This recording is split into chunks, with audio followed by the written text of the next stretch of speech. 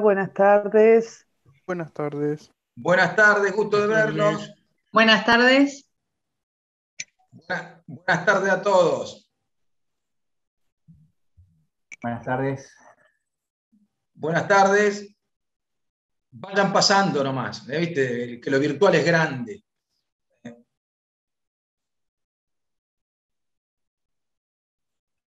Buenas tardes. Buenas tardes. Buenas tardes. Buenas tardes, buenas tardes, adelante. Ya estoy viendo alumnos de mi comisión, así que bien. Buenas tardes. Buenas tardes a todos. Está Diego López, que va a tomar mate, como siempre. Así que, bueno, 2 minutitos más que dejamos pasar a la gente. Vamos a hacer esta secuencia, Ale, lo vamos a poner a grabar, como siempre, y ahí vamos a dar inicio. Te presento y vos presentás directamente a Jorge. ¿Sí? ¿Hay alguna autoridad más, Laura, o no? No. Somos listos, perfecto. Marcelo estaba con clases hoy, sí. Vale, adelante. Cuando vos me digas, hay 40 personas. Ya está, hay quórum, listo. Adelante. Perfecto. Vamos a poner.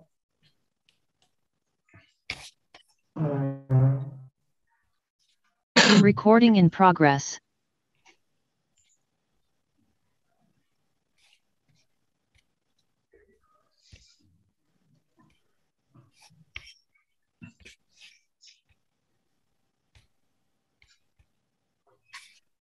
Bueno, ¿listo?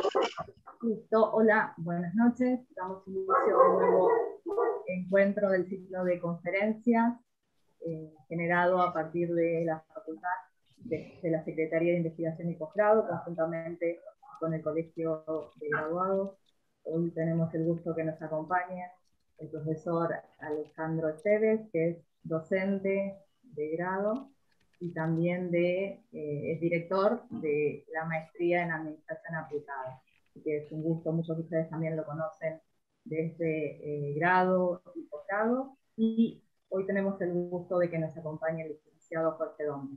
Así que es doble la alegría de poder compartir estos espacios que se crean desde la facultad para poder acercarnos a todos un poquito más de conocimiento. Ale, te dejo a vos para continuar, que vas a moderar la exposición. Gracias. Bueno, quien nos habló es Laura Castillo, que es contadora pública y es la coordinadora de posgrados en la Facultad de Ciencias Económicas de la Universidad Nacional de Lomas de Zamora. A la mayoría de ustedes probablemente sean alumnos de mi curso en la facultad. Buenas noches. Al público que viene de afuera, muy bienvenido también. Es una alegría contar con ustedes. Esto es lo que nos permite el mundo virtual. O sea, podemos juntar alumnos con público externo, inclusive público lejano. Así que es una alegría contar con ustedes hoy. Yo les cuento básicamente cómo empezó esta reunión de hoy, porque todo tiene alguna pequeña historia detrás. Yo lo conozco a Jorge Domper, que después leemos el currículum de él. Las actividades que hacíamos, yo estaba director del INAP, y siempre cuando tenía que hablar con la Secretaría de Hacienda del Ministerio de Economía, me costaba encontrar algún interlocutor que fuera, digamos, fácil de hablar, en el sentido que se pudiera hablar. Y Jorge Domper siempre cumplía ese rol. Cuando yo hablaba con él, decía, mira Jorge, tenemos tal problema con la Secretaría de Hacienda, y Jorge me lo solucionaba. También lo conocía de antes a Jorge. De alguna forma siempre quiero ponderar la actitud de Jorge de hacer andar las organizaciones. Las grandes organizaciones, si no tienen gente que te facilita en algo, cómo hacerla funcionar, cómo buscarle la vuelta a algún problema, serían una pesadilla más grande de lo que son. Así que bueno, es el rol que yo lo vi siempre a Jorge, un facilitador, le buscaba la vuelta, buscaba la mirada humana de ciertas cosas, si bien se dedicó gran parte de su vida a tratar con temas presupuestarios, como ahora van a ver, ¿no? Entonces, bueno, empecemos. Hoy nos visita Jorge Horacio Domper. Nos enteramos que la primera clase que dio fue en Lomas de Zamora, así que es una alegría para toda Lomas este detalle. Es licenciado en Economía de la Universidad de Buenos Aires de 1981. tiene estudios de posgrado en macroeconomía en el Instituto de Desarrollo Económico y Social y el Banco Central de la República Argentina. En econometría también tiene estudios del Banco Central de la República Argentina, en acumulación y crecimiento, Instituto de Desarrollo Económico y Social, 1984, tiene estudios en programación y políticas financieras del Fondo Monetario Internacional, tiene el curso de gestión macroeconómica y cuestiones relacionadas con el sector financiero, del FMI también, y ha cursado el programa de formación permanente en alta gerencia pública del Instituto Nacional de la Administración Pública. Es el tesorero general de la Nación, si no corregime, Jorge, actualmente es el tesorero. Sí. Así que, y justamente lo invitamos con una excusa, Jorge, que es la de su libro. O sea, como varios de mis alumnos empezaron a leer este libro, el libro que hoy nos va a presentar Jorge, va a hacer comentarios sobre él, se llama Tesoro Público y Administración Financiera 2021. Después vamos a ver cómo le pegamos el link a los que lo quieran bajar de pantalla. Les vamos a pegar el link del libro. La mayoría de mis alumnos ya lo tenían porque se lo pegué. Ahora le buscamos la vuelta a esto. Laura, ¿podés ver cómo le pegamos en el chat el link al libro de Jorge? ¿Puede ser? Listo. Sí. Bueno, Jorge, te comento cómo es la dinámica generalmente, que es algo bastante conocido para vos. Vos vas a exponer alrededor de entre 30 y 40 y pico minutos, y luego abrimos a una etapa de preguntas de los asistentes. No sé si te parece bien, ¿estás de acuerdo, Jorge? Correcto, Alejandro, ¿qué tal? Buenas noches a todos. Muchas gracias por la presentación y la deferencia, Alejandro, y a la Universidad Nacional de Lomas por permitir e invitarme a esta presentación del texto en el ámbito de esta casa de estudios que tiene esos gratos recuerdos para mí. Vamos a intentar compartir pantallas con una presentación que me pareció prudente prepararles para hoy. Para darles lugar a este título, Tesoro Público y Administración Financiera. Este texto surge, o tiene como propósito, decimos ahí en la introducción, exponer la visión de diferentes autores respecto del alcance y la trayectoria de la administración financiera, poniendo foco en el desarrollo del Tesoro Nacional y el Tesoro Nacional en ese contexto tan particular que es la gestión de gobierno y el sentido que tradicionalmente encuentra en la literatura el tesoro público, en su evolución también como una organización concebida para colectar recursos por parte de los estados con el fin de satisfacer necesidades colectivas. ¿Por qué surge en mí la inquietud de compartir alguno de estos textos? Bueno, como bien marca Alejandro, cuando uno lleva muchos años de gestión en un ámbito tan específico, pero que tiene su complejidad y que está en el marco de la administración presupuestaria de los estados, uno trata de sintetizar en este compendio de páginas esa experiencia tratando de integrar conocimientos, tal vez alguna buena práctica, diría ya, para poder definir qué se dice acerca del tesoro público, qué es lo que hace y cómo lo hace. A partir de un poco de tratar de responder estas inquietudes, estas preguntas, es que aparece de alguna manera el dossier de este texto, que tiene 8 capítulos. El primero refiere a la relación justamente de la organización del tesoro y al propósito que generalmente tiene administración de fondos públicos, que es mejorar el bienestar de la población, el bienestar social. El segundo capítulo refiere a la organización de los tesoros modernos. Allí hacemos una breve descripción de cómo se conforma el tesoro en algunos países europeos, en Estados Unidos, y fundamentalmente hacemos una mayor reflexión poniendo foco en América Latina, en la región, y desarrollamos un breve análisis comparado de cómo se da la fisonomía de estas organizaciones en el Estado o en los estados. El tercer capítulo refiere a algo que entiendo que sería una parte desafiante del texto, que es cómo procesar el contexto de mediano y largo plazo en el cual se desarrollan los tesoros, y esto tiene que ver con la programación financiera, la relación entre la actividad del Estado y la ecuación de ahorro-inversión. Ustedes saben no vamos aquí a profundizar el tema, pero claramente para lograr un crecimiento económico sostenido y un desarrollo social es necesario hacer prevalecer el crecimiento de las infraestructuras y de los servicios básicos para el desarrollo de las naciones, y allí tratamos de buscar cuál es el rol que tiene que tener la programación del gasto, no solo a partir del presupuesto anual, sino también de la presupuestación plurianual o de un esquema de gastos de mediano término. El cuarto capítulo trata de caracterizar cómo los tesoros se han ido ayornando para poder satisfacer unas demandas que cada vez son más crecientes sobre el Estado como interventor y productor de bienes y servicios desde la ciudadanía. Y allí surgen qué características van adoptando estos tesoros, cuáles son las herramientas que aplican, que utilizan. Y conjuntamente con esa demanda que comentamos aparece más recientemente, a partir del 2010, y con el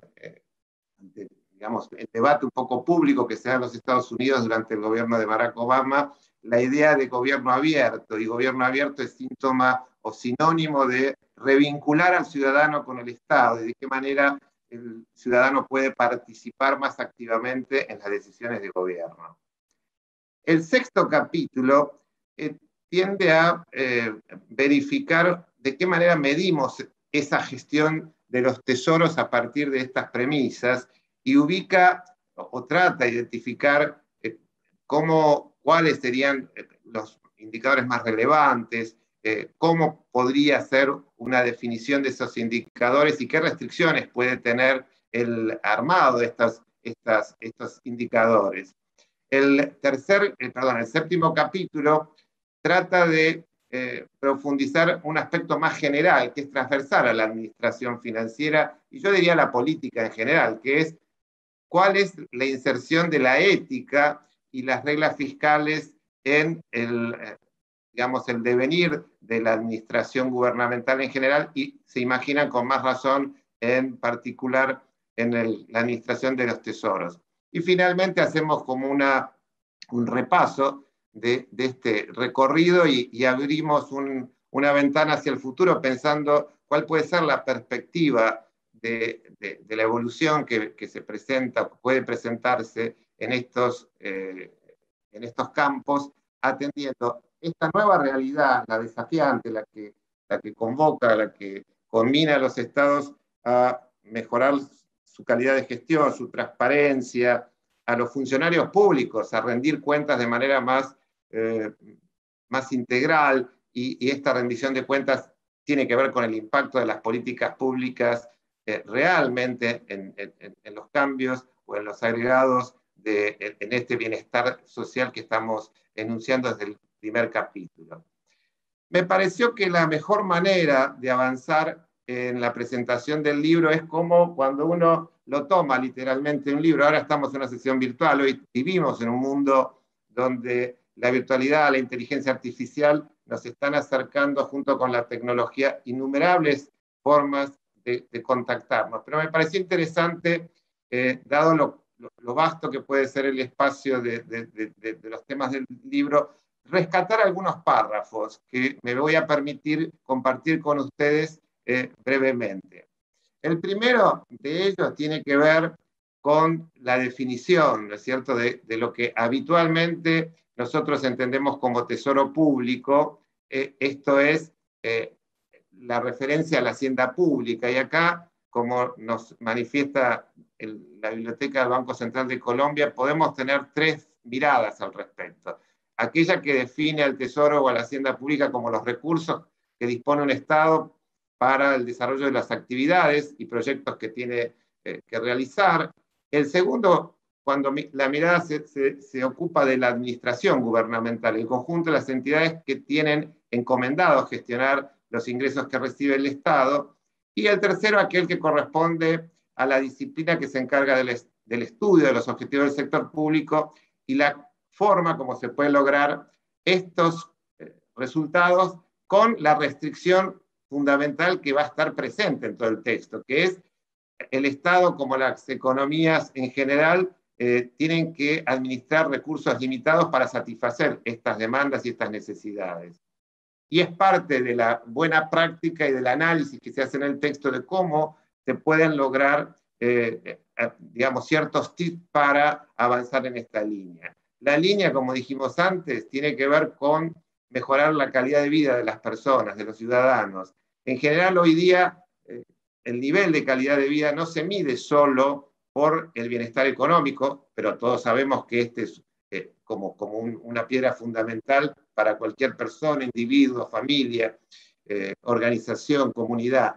Pero también se mide por el acceso a los bienes y servicios, en este caso podríamos hablar de los servicios públicos, al espacio que se gana en libertades y en derechos, a la capacidad de mejorar la salud, tanto física como mental, la innovación como un elemento que modifica buenamente y virtuosamente la vida de las personas.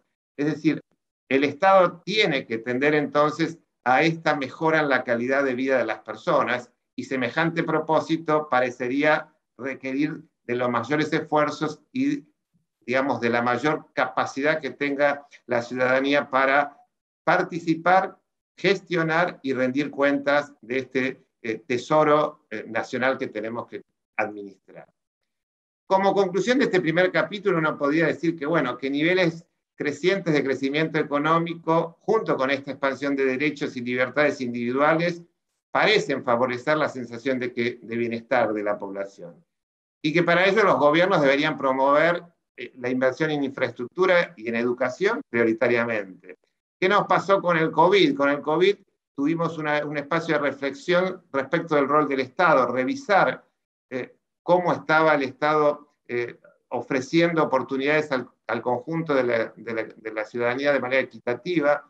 Nos preocupó la sanidad, de pronto todos pusimos foco en cuál era la capacidad de respuesta frente a la crisis sanitaria, y empezó a hablarse muy fuertemente del cuidado de la biodiversidad, algo que parecía más dejado al espacio de las organizaciones no gubernamentales y poco internalizado en las políticas públicas, así como el cambio climático, etc. Esto también nos está dando cuenta de que siempre el rol del Estado tiene que tender a satisfacer de manera gradual, pero prioritariamente, estos espacios de necesidades, en general pretendiendo que sea el común de la sociedad, el ciudadano común que pueda tener acceso, brindando entonces igualdad de oportunidades para todos.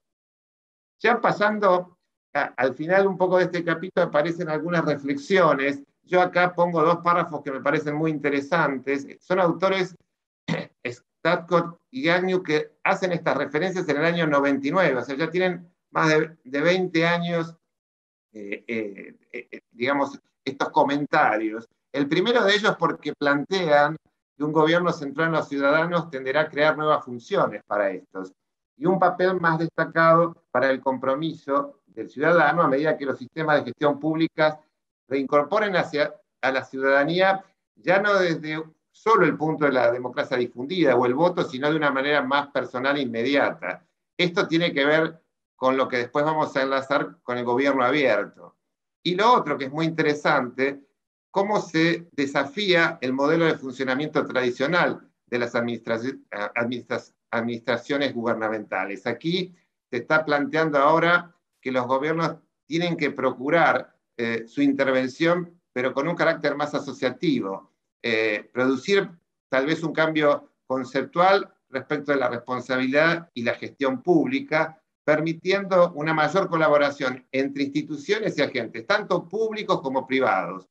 Esto ha habido algunos ejercicios al respecto, sobre todo en proyectos de inversión y demás que combinan el financiamiento privado con el público, pero todavía estamos años luz de poder madurar estas ideas, de poderles establecer un marco regulatorio acorde, pero también de no pensar que el Estado es el único que puede producir resultados en estas materias tan trascendentes para toda la comunidad.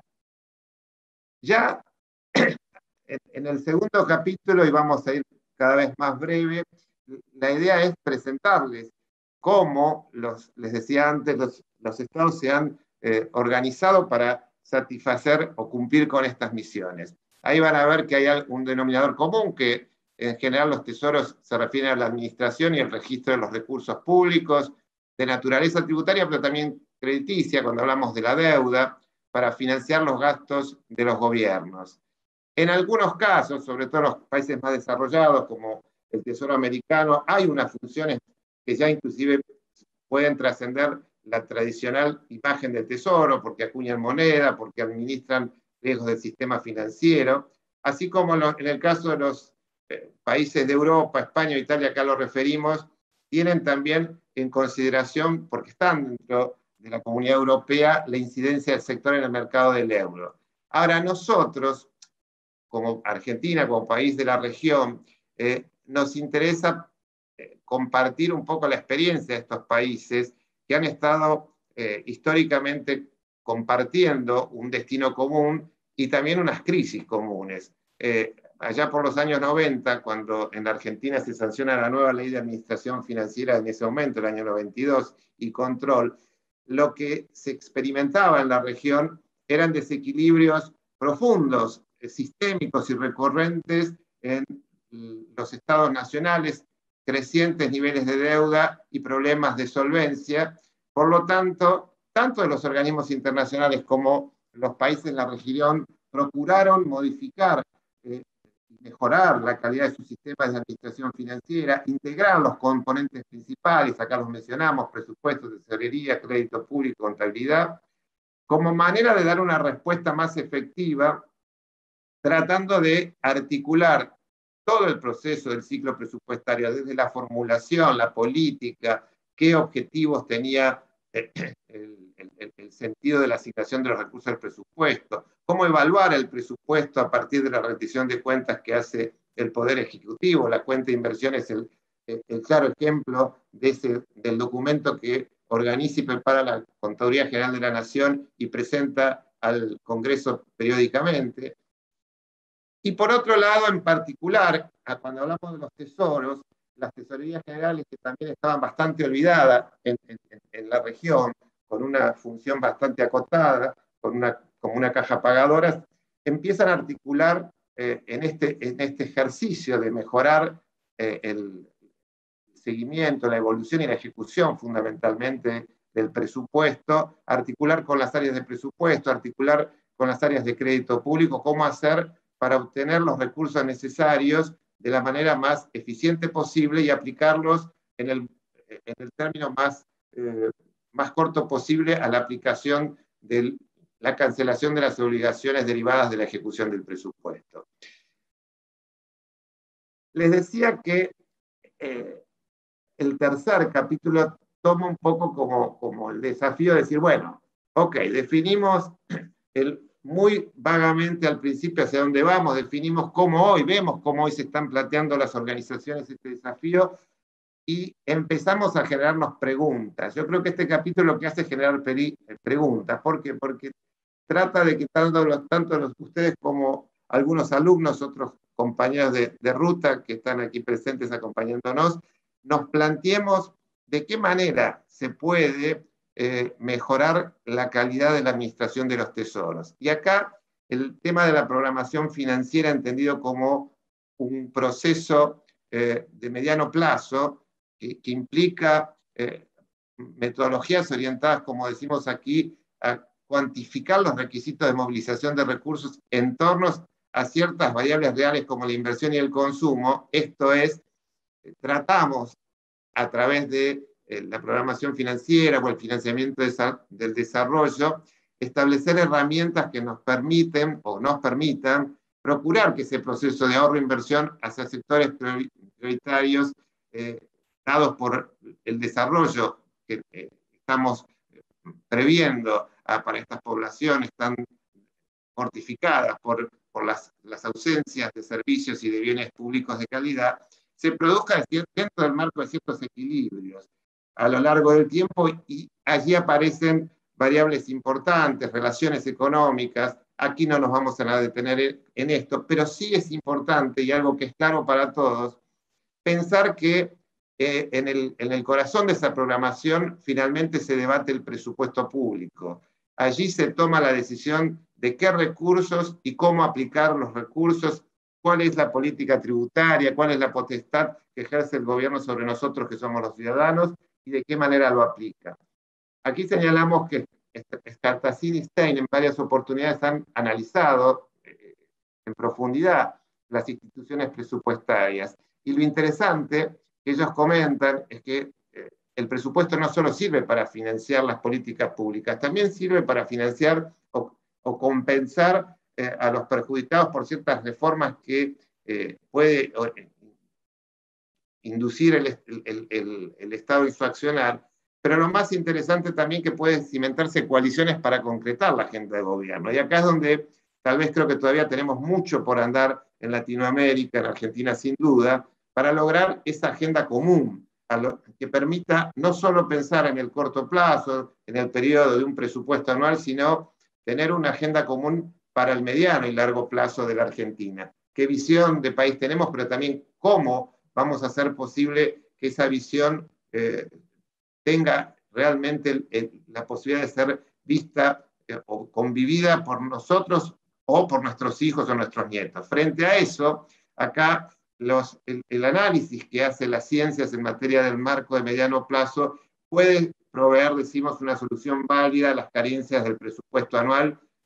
Y ahí es donde también citamos a dos autores, Blanchard y Cottarelli, que ilustran de cómo, a lo largo del recorrido del libro, podemos organizar un plan fiscal a mediano plazo creíble. Allí es importante el rol que asumen los ministerios de Finanzas, los ministerios de Economía, pero no como esta visión que solemos tener en la Argentina de ministerios grandes, ministerios rectores, pero solo para bajar línea y ajuste. Los ministerios de Hacienda y Finanzas en la literatura son los que justamente establecen de alguna manera el marco de crecimiento y de las variables que pueden acompañar un crecimiento económico para lograr un desarrollo sustentable. Esto hace que los ministros de gasto se definen en la literatura a los ministros a cargo de una cartera, salud, educación, defensa, seguridad, entiendan que es de utilidad comprometerse con estos marcos de mediano plazo y lograr también un rédito para su cartera, para la ciudadanía a la cual están tratando de asistir con sus políticas en el corto plazo. Esto implica tener justamente una gran integración, no solo del plan a mediano y largo plazo, sino también de las fuerzas políticas que operan en la definición de la matriz de las políticas públicas. Por eso hablo de consensos de mediano y largo término. Otro aspecto que acá tomo muy rápidamente es las reglas fiscales. Generalmente la literatura las define como reglas de comportamiento, conductas que los países pueden adoptar para lograr un equilibrio fiscal a lo largo del tiempo, un equilibrio estructural. Pero como bien se define, es una intención, es un deseo que los estados procuramos ordenar las cuentas con el tiempo y darle sustentabilidad a estas políticas y a estos crecimientos que estamos citando. Para eso se necesitan periodos de convergencia. Acá lo que citan y me parece muy interesante, muy aplicable a los países de la región es, no se trata de cambiar las reglas de juego de un día para otro, tenemos que esclarecernos respecto de cuál es el punto de partida y hacia dónde vamos. Cuando tenemos crisis severas de deuda, cuando tenemos crisis severas en la estabilización de los precios, no podemos pretender que en un corto plazo se logre la convergencia hacia un déficit presupuestal o un financiamiento apropiado. Tenemos que establecer una flexibilidad en la aspiración y lograr, en todo caso, una constancia en la consecución de los objetivos a partir de este consenso de las políticas globales. Es muy interesante, antes de pasar a lo siguiente, que en los países de Europa esto sí es una realidad. Se está trabajando en los parlamentos en los planes de gestión del gasto en el mediano plazo. Todavía en Latinoamérica eso es algo más que una aspiración, digamos, pero es interesante también cómo la cultura y la evolución en la cultura de las instituciones presupuestarias puede facilitar o ayudar a estos cambios de la política en general. Por allá aparece algo en esta edición del libro que me parece interesante también compartir, que es esta orientación a los resultados. Como venimos diciendo, tenemos estados que son demandados cada vez por nuevos y diferentes bienes y servicios públicos. Tenemos la necesidad de ser eficientes en la administración de estos recursos que provee la ciudadanía. Aparece entonces el interés desde los años 90 de poder aplicar algunos conceptos que se utilizaban en el sector privado a las administraciones públicas. Básicamente, la idea es que tenemos que encontrar dónde se crea valor público por las intervenciones del Estado y dónde se mide el valor creado a través de los cambios sociales, observables, susceptibles de medición. Esto es decir, cómo mitiga esas necesidades y demandas sociales el Estado concretamente, cuál es el impacto de la política pública, y para eso hay indicadores según cuál sea la finalidad o el sector que estamos atendiendo, tanto en salud, insisto, seguridad, defensa, educación, medio ambiente, género. ¿Qué cosas hicieron algunas de las tesorerías y los tesoros para tratar de acompañar este proceso de orientación del presupuesto y de la actividad gubernamental hacia la gestión por resultado? Bueno, esto lo dejo un poco más para la lectura, pero justamente fortalecer las capacidades de las tesorerías en lo que estamos hablando, en la administración de los fondos y en la programación de esos fondos. Hoy hay mucha mayor preocupación de cuál es la administración que hacen los tesoros de las disponibilidades, de los recursos que tienen, cuál es la capacidad. Hay instrumentos como la cuenta única del tesoro, como la programación concienzuda de los recursos, la captación de esos recursos y los gastos derivados del presupuesto, que colaboran para hacer más efectiva la coordinación de la ejecución. Y hay aspectos que hacen al tesoro, a todos los tesoros son como la caja de resonancia de lo que pasa en el sector público, porque tienen ligazón, vínculos con la política monetaria, con la política fiscal y tributaria. Entonces, esa caja de resonancia necesita tener capacidades para centralizar la administración de los fondos públicos, tornarlos productivos si hubiera excedentes. Aquí estamos hablando de algo que se ha puesto también muy en el foco durante la pandemia, es cómo propiciamos desde los estados nacionales la inclusión financiera de los ciudadanos. Por supuesto que la inclusión financiera está condicionada por el desarrollo y el desarrollo está condicionado para las personas por la capacidad de oportunidades a las cuales pueden acceder. Sin una inclusión económica difícilmente uno pueda abordar la inclusión financiera, pero la inclusión financiera también pretende facilitar la vida del ciudadano proveyendo mecanismos para recaudar, para pagar, para acceder al sistema financiero de una manera más amigable.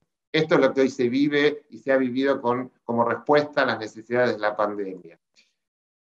Luego aparecen allí algunas herramientas, características de una buena gestión del tesoro, programación financiera, comentamos la cuenta única, la administración de la liquidez, todo lo que tiene que ver con el dictado de normas, manuales, procedimientos y la asistencia permanente de las tecnologías de información que en el caso de los tesoros y en este caso de las tesorerías están siempre presentes porque la actividad propia del tesoro, esta captura de recursos, los pagos, está muy vinculado con la gestión financiera, con la gestión de las entidades, los bancos, las capacidades para incorporar tecnología a estos procesos, hacerlos más efectivos, y eso es como una punta de lanza que inspira a los tesoros nacionales. Yendo a esta expresión que yo les comentaba de gobierno abierto, solamente 2 o 3 reflexiones. Estos tesoros que se están modificando, que se están reformando, lo hacen en un espacio que está conmovido por un debate. Este debate que Sandoval expresa como el punto central, que es debatir justamente la democracia, que depende en gran medida que la libertad que le otorguemos a la propia democracia, la capacidad de poder incorporar esta visión. ¿Cuál es la visión? Los ejes centrales. Bueno, la transparencia, el acceso a la información por parte del público, la adecuada rendición de cuentas, la participación social en los asuntos públicos y la amplia, ven ustedes, utilización de las tecnologías de información según Pellar en el 2012. ¿Qué quiere decir esto?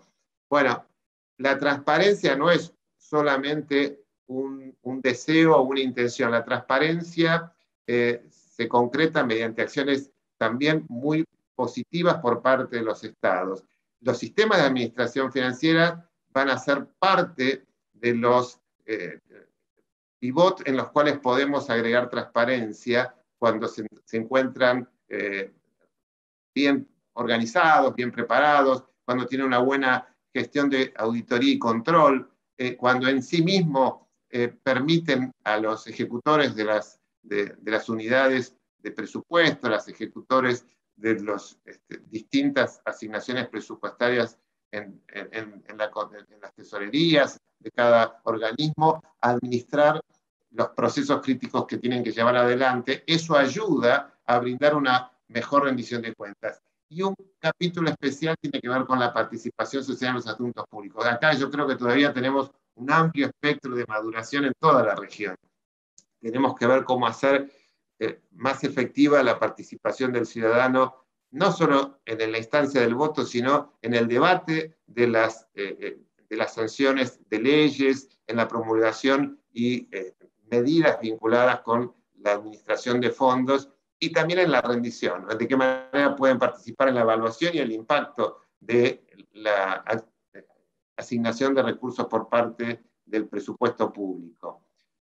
Dejo para algunas, fíjense qué casualidad, la Organización de la Cooperación de Desarrollo Económico pone como algunas acciones para un gobierno abierto: crear mayor confianza en el gobierno, garantizar mejores resultados al menor coste, elevar el nivel de cumplimiento de los compromisos que asume el Estado a través de las políticas públicas, garantizar la igualdad del acceso a participar de la formulación de políticas públicas al ciudadano común, fomentar la innovación y las nuevas actividades económicas, la creatividad, cómo hacemos para fortalecer esto que es tan ausente muchas veces, ¿no? Promover la capacidad de innovación y los nuevos emprendimientos, mejorar la efectividad mediante el aprovechamiento de los conocimientos y los recursos de los ciudadanos. Una mirada distinta, Oslak, que es un escritor y un técnico argentino de mucho recorrido en esta materia, lo define como una filosofía, es decir, de cómo gobernar, cómo se desempeñan los gobiernos y los ciudadanos en la gestión pública y sus resultados. Nuevamente van a ver que se hallan puntos en común: la tecnología al servicio de la comunicación y la interacción, el gobierno abriendo canales para la contribución de los ciudadanos en la coproducción de bienes y servicios, y los ciudadanos involucrándose activamente para asumir sus responsabilidades en este escenario donde asumen otras funciones como vigilantes y corresponsables. O sea, no solo van a medir la rendición de cuentas, cuál es el rendimiento de los gobernantes, sino también van a ser corresponsables de las decisiones públicas. Por eso digo, acá hay un camino muy interesante para completar. En general, cuando se quiere medir la gestión de un gobierno, hay también literatura para ver cómo, si se dan estos digamos, parámetros para poder evaluar la gestión y los impactos. Hay indicadores presupuestarios, por ejemplo, de gestión, que están desarrollados. Aquí tenemos bastante trabajo hecho y se vuelca también un capítulo especial de la cuenta de inversión. Pero también en particular para la gestión de las tesorerías se ha trabajado en el FOTEGAR, el Foro de Tesoreros de América Latina, de la cual Argentina forma parte, y somos socios fundadores, la idea de usar indicadores de desempeño para medir si las prácticas y las estrategias de modernización de las tesorerías están contribuyendo a optimizar la gestión de caja, con impacto no solo en las finanzas, sino también en los balances del gobierno, el Banco Central y los bancos comerciales. Ven acá el juego fuerte que estos autores, Pessoa y Williams, que el primero fallecido hace unos años, le ponían a la medición y el rol que va a cumplir, y por eso la medición, el rol de los tesoros.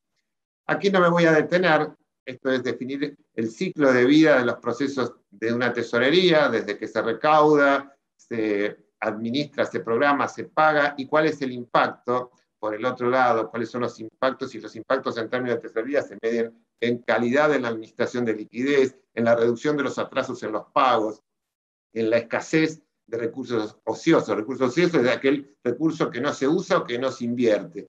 Este es un tema central en la administración de un tesoro nacional o una tesorería, puede ser de cualquier nivel de gobierno. ¿Hay restricciones? Sí, cada vez que uno quiere medir se puede encontrar con restricciones, la falta de datos, de series, algunos elementos vinculados con el alcance institucional, si hay restricciones para acceder a organismos que deben ofrecer datos. Las variables económicas a veces, cuando estamos en un proceso muy inestable, juegan en contra de poder hacer una medición adecuada. El grado de articulación de los procesos entre presupuesto, contabilidad, tesorería y el desarrollo de los sistemas integrados son fundamentales para garantizar la oportunidad y la idoneidad o genuinidad de los datos.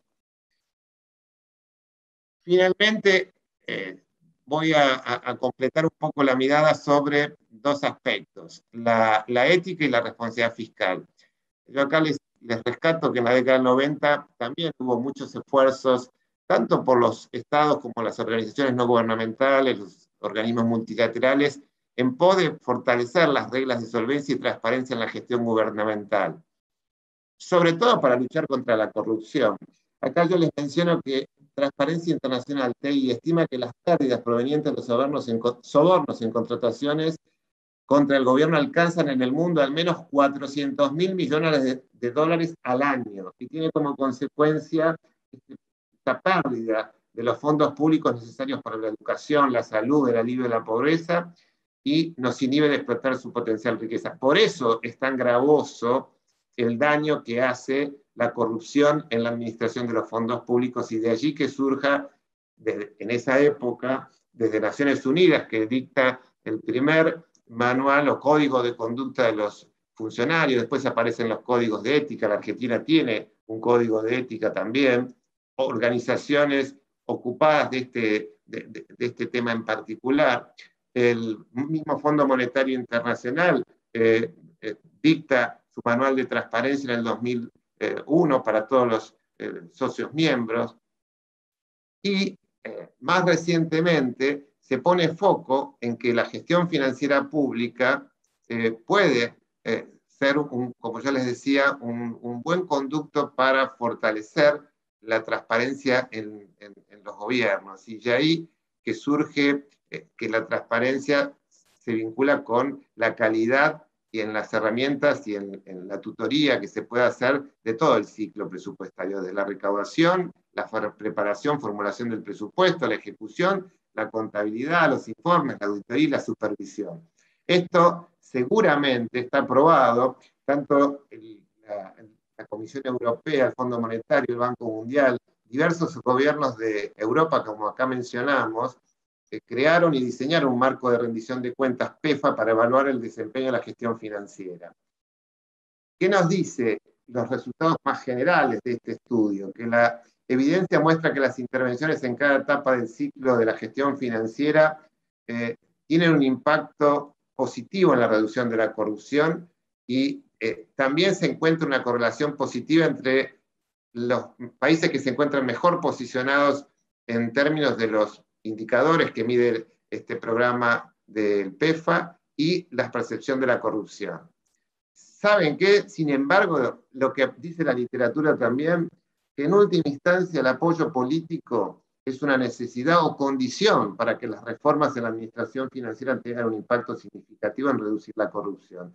O sea, no solo tenemos que enunciar y decir y proponer, sino tenemos que tener la firme decisión política de los gobernantes, más allá del color político, de sostener esta bandera permanentemente, y claramente los sistemas consolidados y maduros de administración financiera reducen, mitigan, limitan la posibilidad de los espacios de corrupción. Por eso es tan importante que los tesoros, en esta tan relevante función que tienen, comprendan la necesidad de fortalecer los sistemas de gestión de los distintos aspectos que hacen a la vida presupuestaria.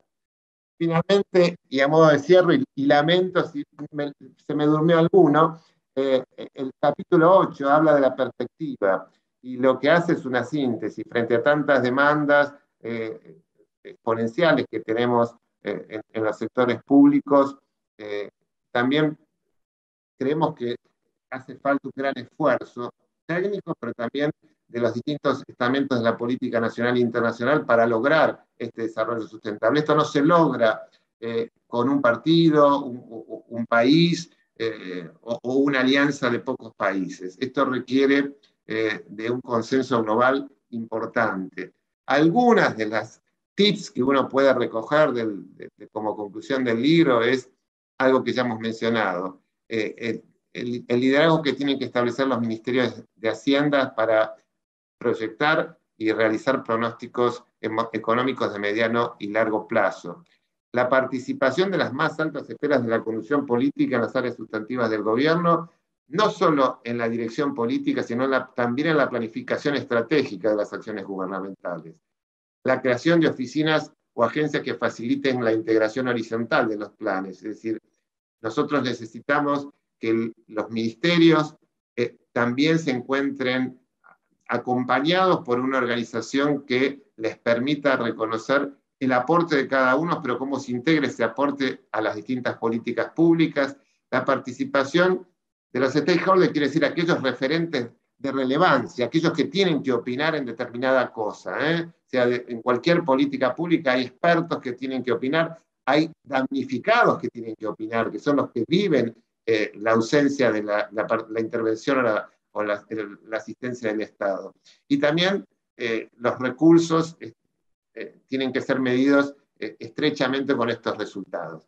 Bueno, como venimos diciendo, hay que procurar una progresiva pero constante incorporación e implementación de buenas prácticas, promover el gobierno abierto a través de una mayor divulgación, no solo a los técnicos y a los analistas, sino a la ciudadanía en general, y esto de participar como país, como región, como provincia, en todos aquellos acuerdos regionales o internacionales que nos obliguen a impulsar acciones colectivas con el fin de lograr o de apoyar el logro de los objetivos de desarrollo sostenible. Aquí no me voy a detener, esto es otro de los grandes coincidencias que tiene el mundo actual y desarrollado. Hay una descripción muy clara de estos desarrollos de objetivo de desarrollo sostenible, son 17 puntos, muy interesantes para repasar, leer y comprometernos todos desde cualquier perspectiva, la individual, la general, la comunitaria o la de gobierno. Bueno, aquí les dejo el link, después si no, Laura lo puede tomar. El libro está en la página de la Tesorería General de la Nación, dependiente de la Secretaría de Hacienda del Ministerio de Economía, es de acceso libre, lo pueden descargar. También es la Tesorería General donde hemos trabajado todos estos conceptos, junto con la Oficina de Presupuesto, con la Contaduría General de la Nación y la Dirección General de Sistemas de Administración Financiera. La Argentina se honra, y eso para nosotros es un orgullo decir que la Argentina tiene uno de los sistemas de administración financiera pioneros en la región y que todavía sigue creciendo y esperamos que siga creciendo. Nos gustaría que eso también tenga reflejo en una mejor calidad de servicios prestados a la comunidad. Pero bueno, ahí estamos, trabajando y seguiremos trabajando para el bien de todos los argentinos. Bueno, hasta aquí la presentación, Alejandro, Laura, ahora quedo un poco... Muchas gracias, Jorge. Buenísima presentación, gracias. Hacemos un aplauso simbólico. Bueno, vamos a la etapa de las preguntas. Si alguno de ustedes quisiera preguntar algo, con todo gusto, prende el micrófono y habla. Pero preguntas, no me hagan disertaciones, o sea, preguntas alguna frase de 2 o 3 renglones que termina con un signo de interrogación. ¿Está? Bueno, ¿alguno de ustedes quiere empezar a preguntar? Si no, tenemos alguna pregunta. Yo tengo una, pero me gustaría que alguno de ustedes preguntara primero. Están tímidos. Bueno. Los apabullamos, Alejandro, los apabullamos. Sí. Si están cansados, son 8:30. Lo logramos, Jorge, lo logramos. Era nuestro plan siniestro, digamos. Bueno, yo tengo una pregunta que siempre es mi duda. Cuando veo el presupuesto, uno sabe que el presupuesto es algo de una complejidad técnica bastante grande, ¿no? También que el presupuesto no cambia tanto con el correr de los años, ¿no? ¿Hasta dónde, por ejemplo, si yo te digo presupuesto participativo, gestión por resultados, gobierno abierto, no son modas y el presupuesto sigue siendo lo mismo? Es picante la pregunta que te estoy haciendo, ¿eh? No, pero está buenísima, porque es verdad que hay en bueno, el presupuesto de la Argentina es un caso testigo. El presupuesto tiene lo que se llama rigideces en su construcción, que tienen que ver con las preasignaciones que se dan de año a año.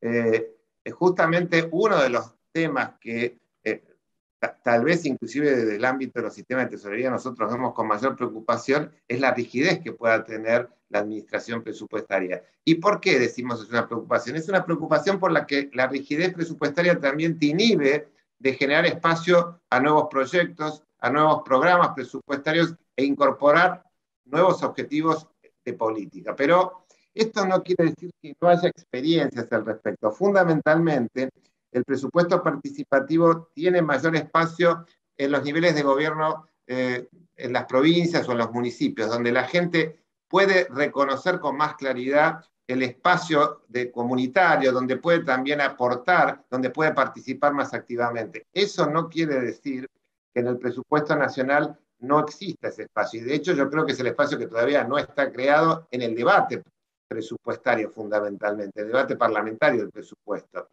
De ahí que te diría, daría la sensación que tendríamos que empezar a pensar como país en avanzar en estas prácticas. Hay ejemplos, no quiero, pero si los buceamos en la Ciudad de Buenos Aires hay ejemplos, en algunas provincias, en algunos municipios hay ejemplos de participación ciudadana, y yo creo que esto lo que tiene que hacer es empezar a escalar. Es algo que deberíamos poner en práctica. También hay algún ejemplo de participación ciudadana en la evaluación.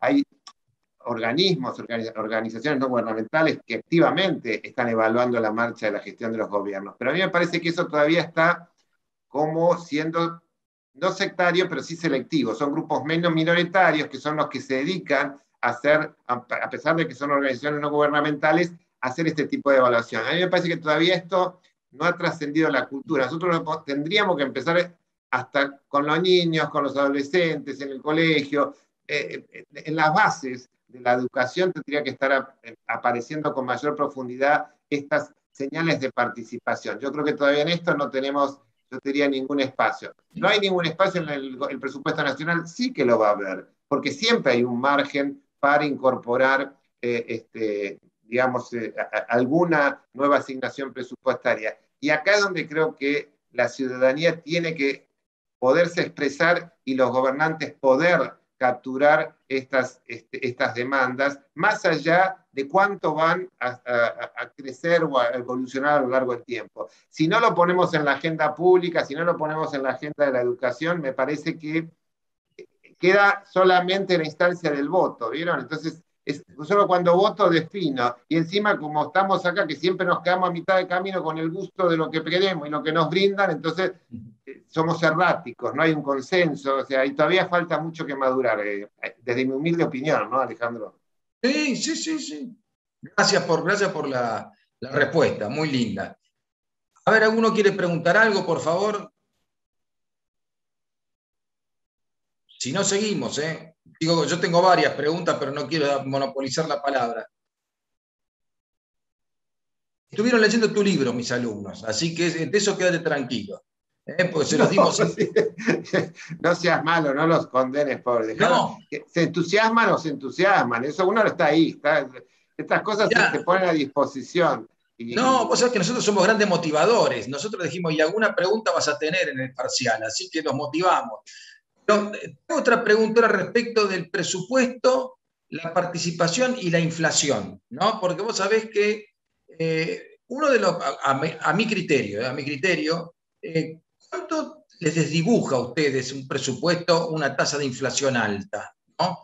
Porque yo sé que cuando uno empieza a principio de año se dice, mira, la perspectiva inflacionaria que tenemos es del 30 y después termina en un 40 o más, ¿no? ¿Cuánto los perjudica a ustedes como técnicos presupuestarios, digamos, manejar eso?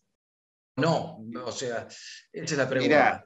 Mira, Alejandro, todo el recorrido de nuestra historia ha estado como enmarcado en procesos de crisis, y muchas de estas crisis tenían que ver justamente con el desplazamiento de los niveles de precios a niveles prácticamente imposibles de sostener. Cuando el nivel de precios, del tema de los precios, de inflación, lo que siempre nosotros tratamos de clarificar es que el mayor daño es que no solo al Estado, el Estado gana con la inflación porque es el impuesto inflacionario, le quita al resto el poder adquisitivo y lo retiene para sí, pero eso tiene un alto costo de oportunidad, porque en la medida que la inflación no se reduce, la inflación o el nivel de precios es como decir, es la variable que toma... Muten los micrófonos, por favor, si no quieren hablar. Patricia, se te liberó el micrófono.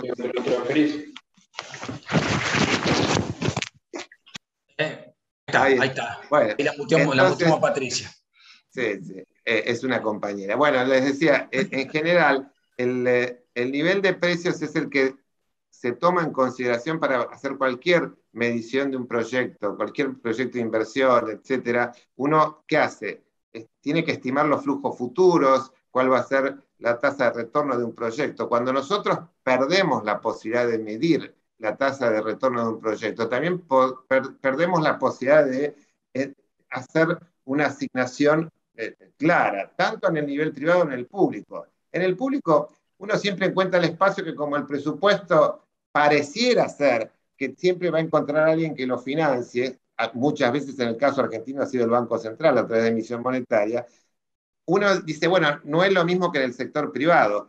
Sí, es cierto que uno encuentra espacio para el financiamiento, pero en general, todas las bases de un sistema de administración financiera, la formulación y la ejecución del presupuesto se ven damnificadas por los procesos de una inflación permanente. ¿Por qué? Porque el presupuesto deja de tener entidad, lo que hoy tiene un valor dentro de 2 o 3 meses ya no sirve, las asignaciones presupuestarias se modifican. Si encima de esto hay cambios en los precios relativos de la economía, todo el plan de adquisiciones, el plan de contratación de servicios que detrás de un programa presupuestario tiende a perder valor.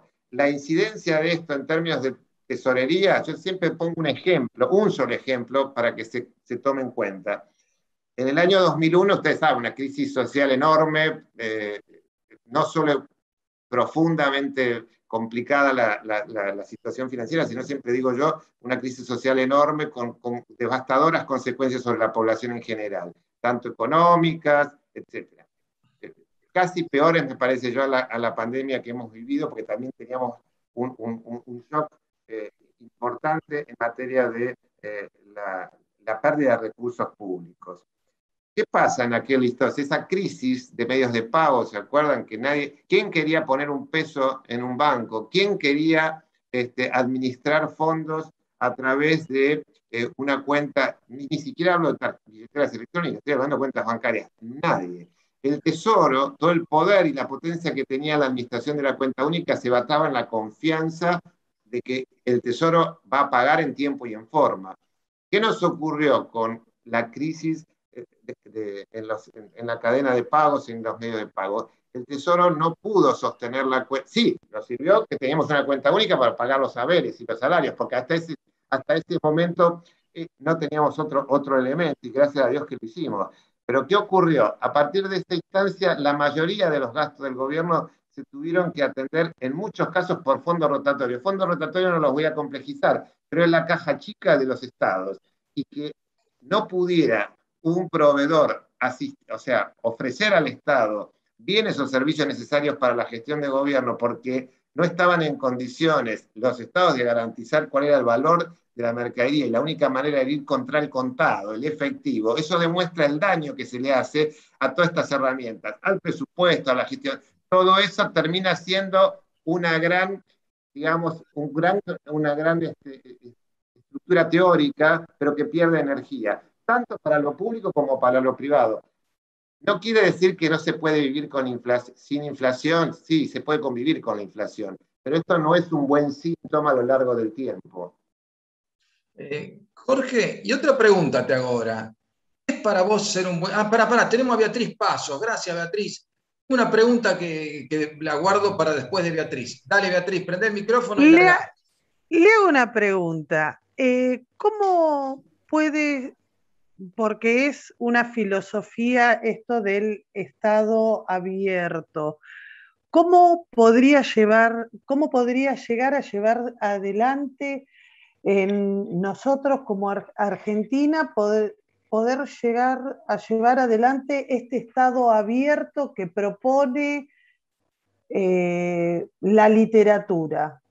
¿Cómo se podía llegar a plasmar, cómo se puede llegar a resolver, a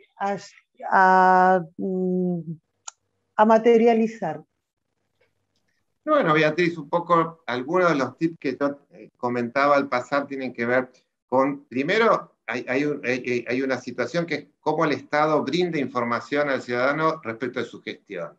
Tenemos casos, acá sí, el gobierno nacional creo que puede ser un buen ejemplo, porque ha trabajado a través del desarrollo de un sitio, el sitio del ciudadano, o tenemos también allí presupuesto abierto o presupuesto para el ciudadano, que son instancias donde el Estado, yo te decía, a través de los indicadores que va generándose en el sistema de administración financiera, ha hecho grandes esfuerzos para poner a disposición de cualquier analista, ciudadano, indicadores de cómo se gasta, en qué se gasta, etc. Esta es una primera medida. La mayoría de los gobiernos de la región también avanzan en esto. Pero vos tenés casos testigos, por ejemplo, el gobierno de Canadá, que va poniendo foco en esta forma de hacer participar a la población en la decisión o en la definición de la asignación presupuestaria. O sea, tenés una acción que puede hacer el Estado, que es poner a disposición información. En eso creo que la Argentina ha sido testigo y en esto. Y creo que también podemos mejorar. Está lo otro que es más dificultoso, lo que yo te comentaba antes ante la pregunta de Alejandro, es tenemos que generar cultura primero de participación. Tenemos que limitar.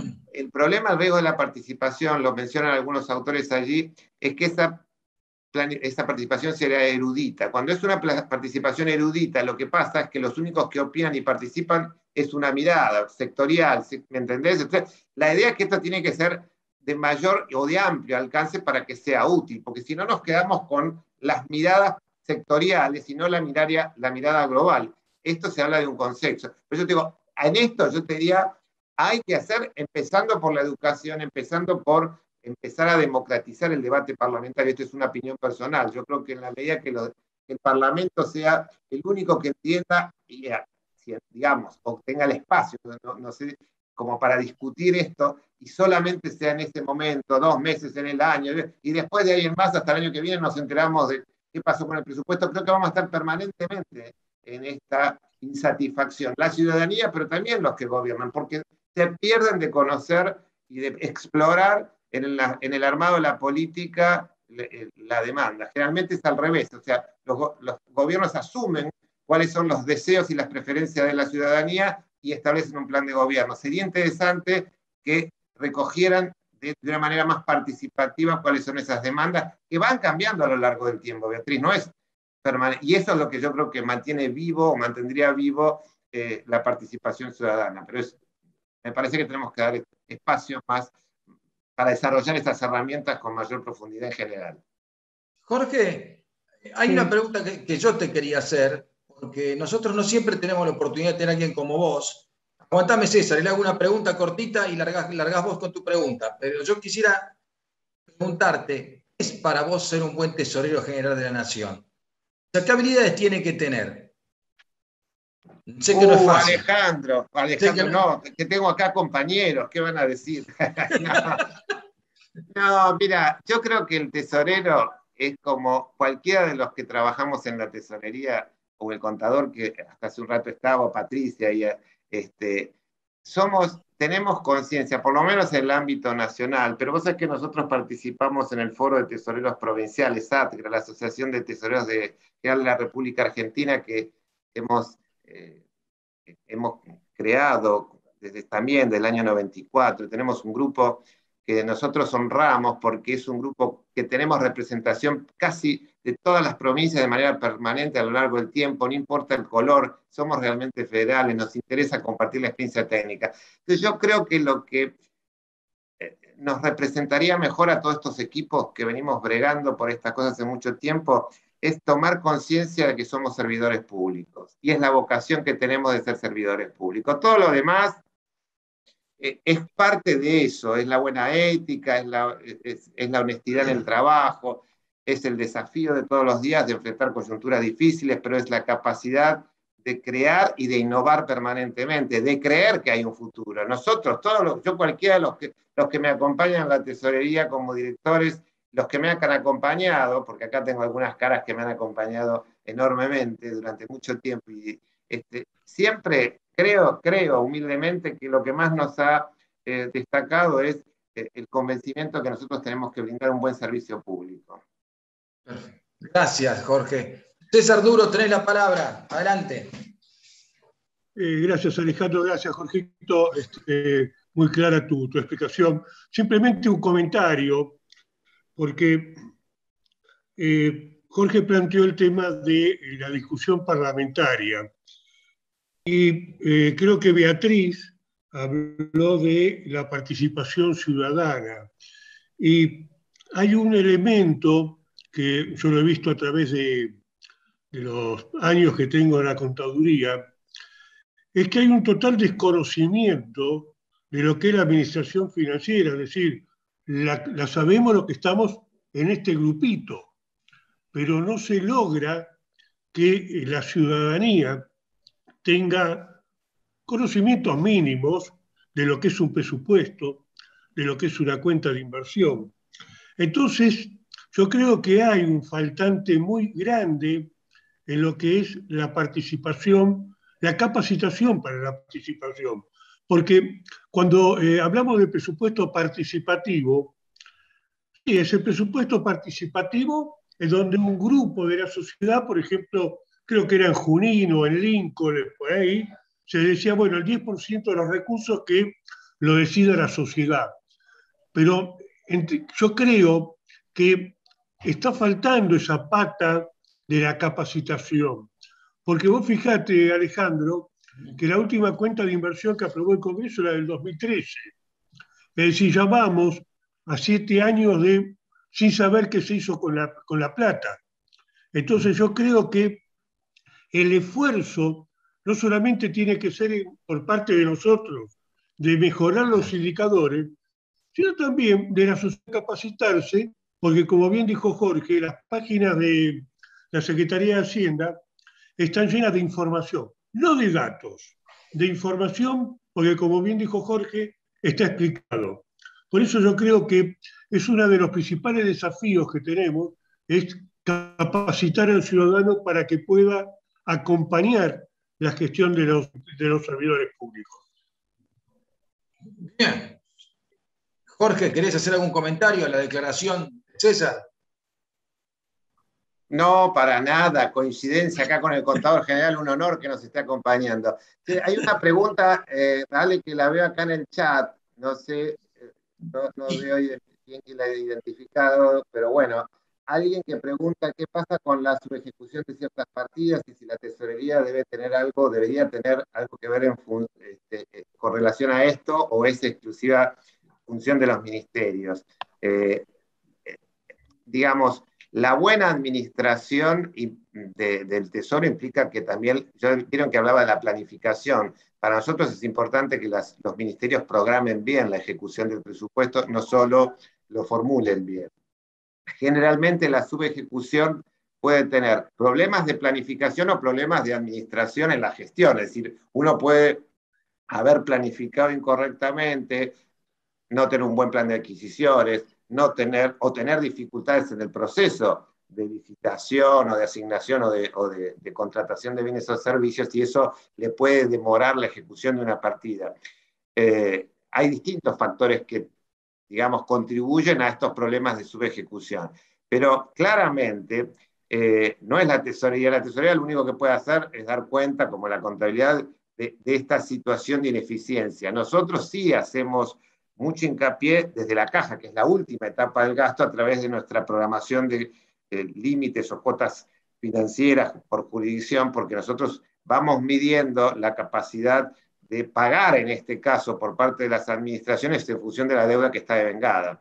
Lo que hace a la subejecución desde el punto de vista del crédito, el compromiso, el devengado, está por afuera de las posibilidades que tiene el Tesoro de Administración, pero claramente es una responsabilidad, sí, está seguida principalmente en los ministerios.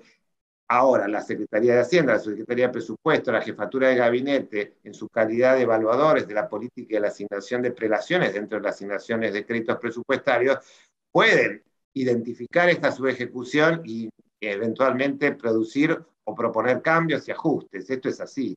No está al alcance de la tesorería revertir estos procesos de subejecución más allá de la etapa del pagado. Creo haber contestado la pregunta que hicieron en el chat. Dicen que sí, dicen que sí. Bueno, ¿alguna pregunta más que tengan? Con todo gusto. Bueno, venimos bien, venimos bien. Bueno, sí, Mauche, adelante, adelante. Bueno, primero quería agradecerle y agradecerle el libro también lo tengo impreso. Y mi consulta viene por, usted en el libro en un momento nombra la confluencia entre la planificación que se hace, la planificación estratégica, y el dinamismo que existe político en el corto plazo, que eso afecta a la planificación que se hace.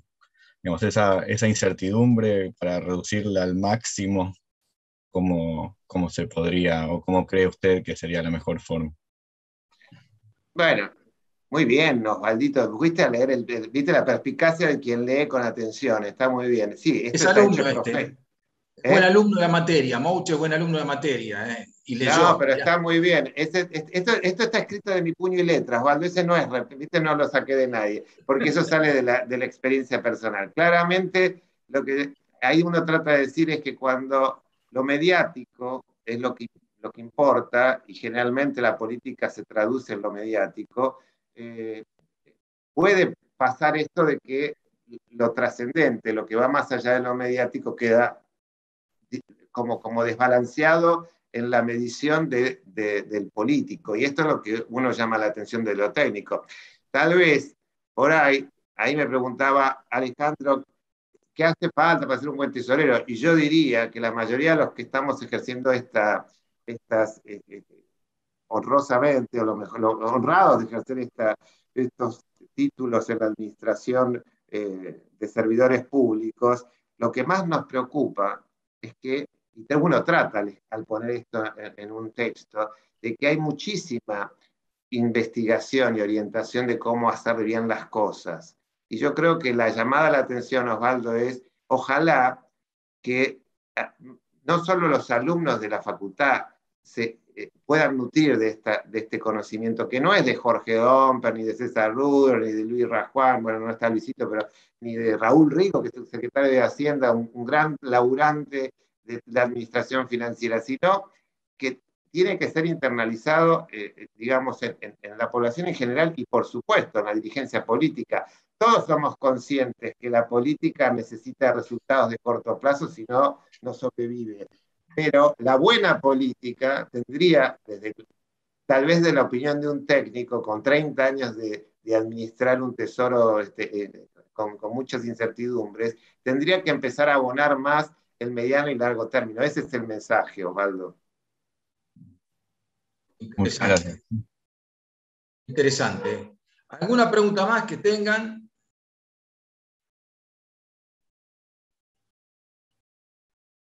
¿Una pregunta más? Bueno, Jorge, de mi lado, ahí está. Dale, Silvana Marinaro. ¿Qué tal? Buenas noches. Muchas gracias.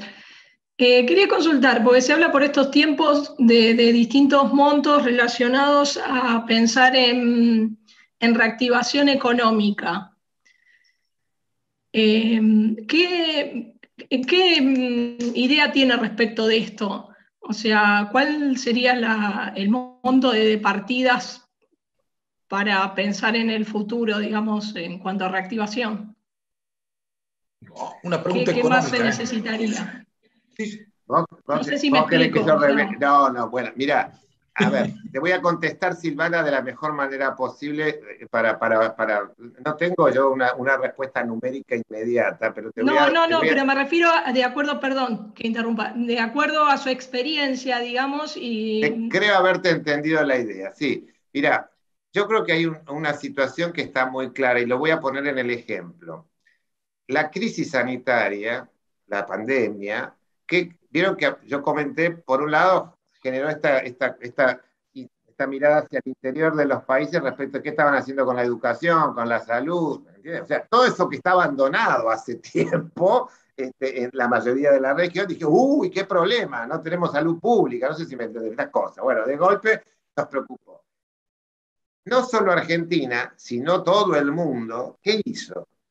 Puso a los estados al servicio de la comunidad y consideró que dado que la pandemia arrasó el nivel de actividad, porque la gente no pudo trabajar, la gente no pudo ganarse el salario, la remuneración ni nada, el único que podía tener una actividad para impulsar, para impulsar la actividad, se llama el impulso fiscal, eran los estados nacionales. Fíjense que Merkel en Europa por primera vez incentivó la emisión de fondos a través del sistema, y nutrir a través del sistema financiero europeo para generar fondos para que los estados pudieran fortalecer la asistencia, la participación y mantuvieran de alguna manera la actividad económica a través del impulso fiscal. El Fondo Monetario, estos DES que nosotros como socios partícipes del fondo hemos recibido y ha recibido la mayoría de los países de la región, tienen que ver con que los organismos internacionales, los gobiernos, han pensado que era el momento de establecer una acción positiva de parte de los estados. Esto es un tema, pero también es un reflejo. La actividad económica o los déficits, no es bueno no tener déficit nunca. El tema es cuándo, cómo y en qué medida. Y acá el problema es cuando nosotros tenemos una mirada muy cortoplacista, cuando tenemos una mirada, insisto, de mediano término. Porque en la mirada de mediano término no solo importa qué vamos a hacer en el aquí y ahora, sino cómo lo vamos a sostener a lo largo del tiempo. Entonces, una política de reactivación, uso tus palabras, no solo depende de cuánto dinero, que evidentemente en algunos casos, como decía, va a ser necesario, porque el Estado tiene que estar presente en ese sentido, sino también de qué manera lo va a hacer. Si es la única alternativa que el Estado financie la reactivación, o si hay otras características que tienen que ver, por ejemplo, con la inserción en el mundo, la capacidad de capturar. Yo creo que el tema de la inversión y el ahorro, nosotros tenemos que fomentar el ahorro doméstico, pero también tenemos que fomentar que los que ahorran afuera tengan interés en invertir en la Argentina. Tenemos los dos problemas. Nos falta ahorro interno y nos falta atracción del ahorro externo. Entonces tenemos como un complejo combo por resolver. Entonces no es solo cuánto aquí y ahora. El aquí y ahora se define por la necesidad de la gente y eso puede tener una coyuntura. La coyuntura puede requerir una instancia de intervención seguramente para poder sostener la actividad, el impulso, lo que decimos nosotros, la intervención a través de impulso fiscal. Pero el problema no es el aquí y ahora, sino en qué momento y en qué gradiente el Estado tiene que estar participando de ese impulso. Cuando los agentes económicos encuentran espacio para el desarrollo, posiblemente la intervención del Estado se reduzca en los espacios que no tiene sentido y se profundice en aquellos que sí tiene que tener. Esto de las políticas públicas transversales, salud pública, educación pública, seguridad y defensa, no los puede brindar otro en las mismas condiciones que el Estado, la justicia. Ahí es donde tiene que el Estado centrar su actividad. Y todo aquello que pueda eventualmente derivar al fomento de la actividad privada, tal vez el Estado tenga que crecer en su capacidad de regulación, estos aspectos que son muy conocidos ya, pero digamos que todavía están en ciernes, no están apareciendo con la energía que fuerza. O sea, no se trata, ya te digo, Silvanita, de decidir aquí ahora. Aquí ahora depende de lo que el Estado pueda hacer, pero también lo que nuestra historia reconoce es que nosotros tenemos, y las ecuaciones del tercer capítulo que recomiendo repasar, le van a llevar que finalmente hablamos de identidades contables. Entonces, no podemos financiar eternamente con emisión o con el déficit fiscal. En algún punto nos quedamos sin reservas, cosas que se habrán escuchado seguramente, porque ojo con las reservas internacionales. Bueno, cuando uno no tiene acceso a ese mercado externo, también se enflaquece en la exposición de reservas, se agudiza la necesidad de emisión por parte del banco. Bueno, y es recurrente. Está bueno expandir el ahorro, el consumo interno también, obviamente, pero también está bueno repensar la estrategia de crecimiento en general. Yo creo que ahí tendría que haber un consenso más generalizado desde la política y no solo coyuntural. Perfecto. ¿Hay alguna pregunta más? Si no, yo hago una más y cerramos, ¿les parece? Jorge, yo tengo una pregunta de un viejo libro que leí de Osborne y Gebler en los 90, ¿no? Decían que para modernizar el presupuesto en ciertos municipios americanos le permitían, si alguna partida presupuestaria de 2020 no había sido gastada, le daban un crédito por lo que no gastó para el año siguiente. ¿Me seguís cuál es la idea? En la Argentina, por lo que yo veo, eso no está muy bien visto, ¿no? Es como que la idea es tener que gastar el presupuesto que te dieron todo en el periodo determinado, ¿no? Y los ahorros que hiciste los perdés. ¿Qué tanto modernizaría el presupuesto el permitir eso? Por ejemplo, que una jurisdicción X, ¿no?, del Estado Nacional no gastó todo su presupuesto y le permitís que gaste parte del ejercicio siguiente. ¿Cómo lo ves eso? Mira, en general, el dato que yo tengo, que es un poquito, a ver, por lo menos en Estados Unidos, es que la idea de los americanos es que si se gasta el presupuesto yo te premio, no si no lo gastas, ¿entiendes? Porque se supone que aquel que lo gasta, y si lo gasta bien, ¿no? Es decir, acá el problema son las culturas, las sociedades y las culturas. No es lo mismo, los europeos no necesitan tener tantas reglas como nosotros, porque al europeo no se le ocurre malgastar, pues, por supuesto, toda la corrupción y demás, pero naturalmente las instituciones presupuestarias están pensando en lo positivo, es decir, lo ideal es poder gastar mi presupuesto y me premian porque lo hago bien. Ahora en la Argentina el problema, y acá lo planteó una de las personas cuando habla de la subejecución, el problema es que cuando vos tenés no formulado del todo bien el presupuesto, y estoy hablando de esto que es la política presupuestaria y la planificación y la instrumentación de esa política, pasa esto, que vos tenés bolsones de subejecución derivadas, como ya mencioné, de distintas razones. Pero, ¿qué ocurre? O de distinto origen las razones. El tema es que eso también invalida la posibilidad de premiar al que lo gasta porque no sabe si lo está gastando porque se apura y malgasta, ¿se entiende? El presupuesto, sí, o el otro que tiene un problema de mal. Por eso es importante avanzar en lo que sí la Oficina de Presupuestos, la Secretaría de Presupuestos sigue trabajando, que es, a pesar de que parece casi una medio casi te diría romántico, el hecho de la medición y establecer la medición de los programas presupuestarios a través de indicadores, metafísicas, también medición de indicadores de impacto.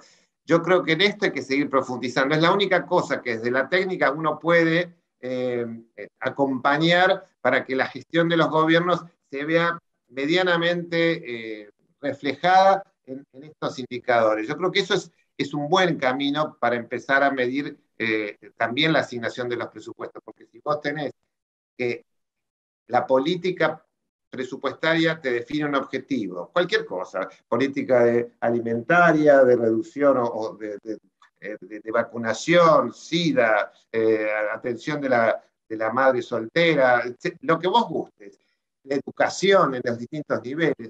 Si vos tenés buenos indicadores de la asignación de los recursos y los medís, y somos serios al medirlo, cada una de las instituciones que lo gasta, eso mismo nos va a retroalimentar, nos va a decir, nos va a dar alguna orientación si la asignación de recursos que estamos haciendo para determinado proyecto o partida realmente logra el impacto. Esto no quiere decir que sea malo necesariamente, es la devolución que te da. De pronto uno tiene que hacer una reasignación de presupuestaria, tiene que repensar el programa o el proyecto, y eso sería lo rico de estar vivos, de tener dinámico el presupuesto, y no tener un presupuesto muerto, estanco, que siempre se repite lo mismo, gradualista.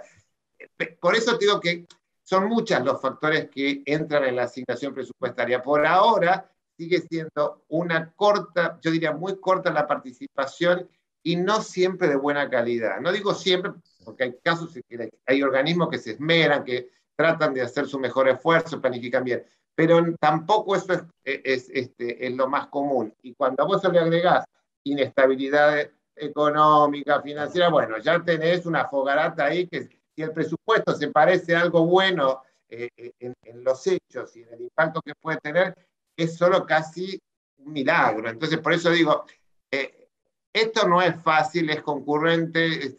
Lo peor que uno podría decir, che, la solución va por acá y ya está. No, es un trabajo colegiado y colectivo, me parece. Gracias, Jorge. Bueno, estimada gente, tuvimos una charla de lujo. Te agradezco, Jorge, a vos, a tu equipo, a los alumnos que vinieron, al público en general. Vale. Sí. Vero quiere hacer una pregunta, la profesora Verónica Mach, perdón. Dale, Verónica, perdóname. No pasa nada. Antes que nada...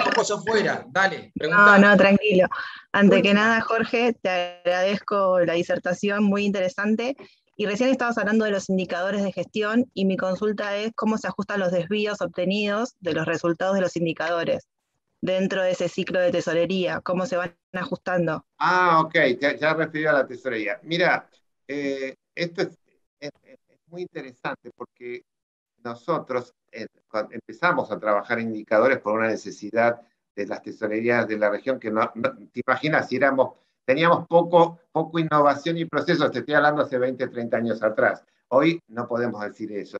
Después nos empezó a preocupar cómo hacíamos para medir. Entonces, si vos te encontrás con que la mayoría de los pagos, por decirte una medición bien simple, la mayoría de los pagos se hacen en efectivo con cheque. Vos decís, la miércoles, esta tesorería está atrasada 40 años, porque ya hoy por hoy cualquier tesorería moderna se maneja con transferencia electrónica, con billeteras con códigos QR para recibir. Si vos te seguís manejando con medios manuales para capturar ingresos, estamos en el horno, estamos mal. O sea, después tenés temas de alcance. Si el sistema de tesorería no incluye, no incorpora la mayoría de las agencias del Estado y solo capta los recursos de un conjunto diminuto de toda esa expresión que alcanza el Estado nacional, provincial o municipal, quiere decir que entonces tenemos una debilidad, porque el sistema de tesorería no está captando qué pasa con la masa de recursos que administra el sector público. Mínimo, o sea, no pueden menos hacer eficientes. Por eso la cuenta única, cuando hablamos de cuenta única, ¿qué trata? Concentrar todos los recursos que se mueven dentro del sector público, las cuentas bancarias, saber cómo fluyen esos fondos, identificar no solo dentro de la cuenta única, también dentro de otros espacios, fondos fiduciarios, empresas que reciben aporte del presupuesto. ¿Quién tiene esos fondos? ¿Cómo se materializan? Bueno, todos estos indicadores que se están ahí mencionados en el libro sirven a estos propósitos. Hay indicadores que miden la eficiencia, otros la transparencia, otros miden la efectividad o el impacto de la gestión de la tesorería, y realmente son muy útiles. Y en la medida que nosotros vemos debilidades, te voy a hacer dos ejemplos, y con esto creo que hay que terminar, Alejandro, porque nos van a matar quien irá a cenar esta gente. No. Dos ejemplos. Nosotros nos dimos cuenta, está Miriam Lemus acá acompañándonos, pobre Miriam, que es nuestra directora técnica. Dos ejemplos que tuvimos en los últimos, no sé, 5 o 6 años. Estaba José Luis y está Graciela, todavía no sé si se fue por Graciela Manzano. Uno con la recaudación, los ingresos no tributarios, y otro con los pagos pequeños de la administración. ¿Qué hace, Graciela? ¿Qué nos pasaba? No podíamos erradicar el manejo de efectivo en los fondos rotatorios. ¿Qué se nos ocurrió? Crear una tarjeta corporativa. Nos dábamos cuenta que la mayoría de los organismos sería, dale con el fondo rotatorio, la reposición en caja chica. Nos llevó mucho tiempo diseñar, pero a su vez encontrar un espacio para que la banca pública y la banca privada, a través de Mastercard, nos dieran un producto que se adecuara a la necesidad del Estado Nacional. No era una tarjeta cualquiera, era una tarjeta que tenía que tener determinadas condiciones, tener determinados espacios. Bueno, nos llevó un tiempo, desde el 2016, 15, no me acuerdo la memoria. Cuando llegó la pandemia, la tarjeta corporativa se convirtió en la vedette, obviamente. ¿Por qué? Porque no solo era para fondos rotatorios, la podían usar para retirar fondos en efectivo en poca medida, podían pagar y gastar por Internet, hacer compras por Internet. Se imaginan que nadie más usó el efectivo, o sea, y de pronto la reducción, el indicador de reducción de efectivo es dramático, dramático. El otro caso, ingresos no tributarios, toda la vida lo que no eran recursos impuestos, los organismos andaban con procesos manuales, se perdía la rendición, se contabilizaba mal tarde y nunca. Se nos ocurrió un día tomar como socio estratégico a la AFIP y decidimos utilizar parte de la inteligencia que ya había desarrollado la AFIP para el sistema recaudatorio tributario, lo incorporamos para todos los organismos a la gestión de nuestro sistema de administración financiera. Luego tenés liquidación, emisión de boletas, pago por internet o presencial y rendición dentro del sistema integrado. Una cosa te lleva a la otra. La propia medición de que los problemas que tenés en la administración, en este caso de fondos, te llevan a encontrar o buscar soluciones a través de la innovación. Creo que son dos espacios que pueden ser útiles para reflejar estos esfuerzos que hace el equipo de tesorería. Bueno, gracias Jorge. Gracias Verónica. Bueno, hacemos el cierre. Gracias Jorge por haber estado. Sinceramente fue una conferencia muy linda. El público preguntó, vino tu equipo, digamos, sinceramente, y presentaste el libro. Esperamos haber sido los primeros de tener el gusto de haber sido, digamos, los que vieron el libro en acción, ¿no? Y bueno, es eso. Un placer y ha sido una satisfacción poderlo hacerlo. Agradezco nuevamente, agradezco a todos los que colaboraron, porque el librito tiene la colaboración de Guillermo Schweigen, de Carlos Pimenta, de Miriam Lemus, que lo revisó en el texto, etcétera, Juancito Schwein, siempre me olvido que nos editó, bueno, y Raúl Rigo, que también nos dio una devolución en la parte de gestión por resultados. Así que todo es colaborativo en esta vida. Gracias a todo el equipo. Y gracias a todos los alumnos tuyos por la paciencia y la atención. No, les gustó. Así que muchas gracias, Jorge. Mañana te llamo para darte, digamos, saludarte nomás. ¿Listo? Bueno, gracias. Gracias a todos por la atención. Buenas noches. Gracias. Gracias. Están saliendo, gracias. Buenas noches, gracias a todos. Muchas gracias.